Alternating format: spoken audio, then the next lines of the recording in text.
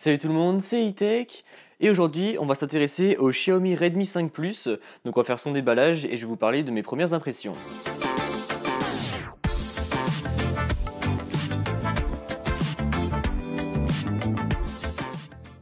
Donc premièrement, merci au site Gearbest qui me permet d'avoir ce smartphone gratuitement pour pouvoir vous le déballer, vous faire mes impressions et par la suite vous faire le test.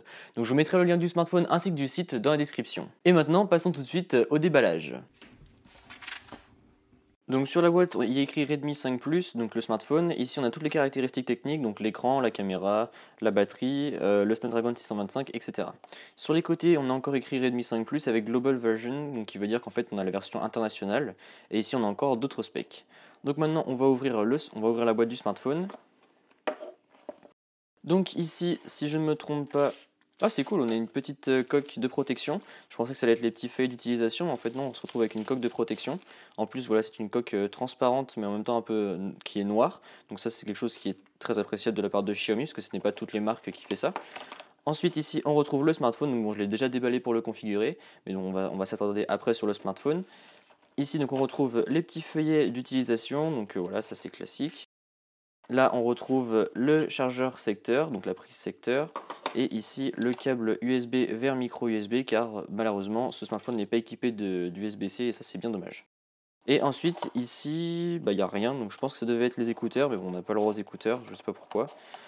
Hop, donc maintenant intéressons-nous au smartphone. Donc déjà première impression sur le smartphone, il est assez gros, notamment comparé au Galaxy S9 voilà, le Galaxy S9 normal, pas le version plus. Donc là le smartphone est assez gros, donc on va l'allumer. Voilà, et donc là déjà vous pouvez voir que les bordures sont assez conséquentes sur le haut et sur le bas malgré le fait que l'écran soit un 18/9. L'empreinte digitale, donc on va voir si elle marche, on va voir si l'empreinte digitale marche bien. Voilà, donc c'est assez rapide, donc ça c'est plutôt un bon point.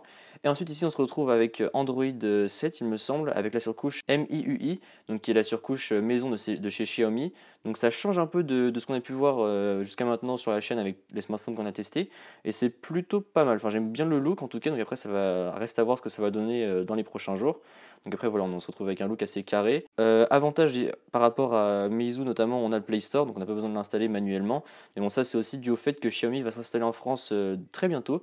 Donc ça c'est un point également qu'on va suivre pas mal sur la chaîne, puisque je pense que je vais aller faire un petit tour au store Xiaomi qui se trouvera à Paris. A part ça, l'écran du smartphone m'a l'air assez bon. Après encore une fois, il va falloir tester tout ça pour voir ce que ça donne. Pareil pour les caméras, etc. Il va falloir rester pour le test. Mais voilà, je pense que ça va être un smartphone assez prometteur, surtout pour le prix. Je pense que voilà, ça va être pas mal.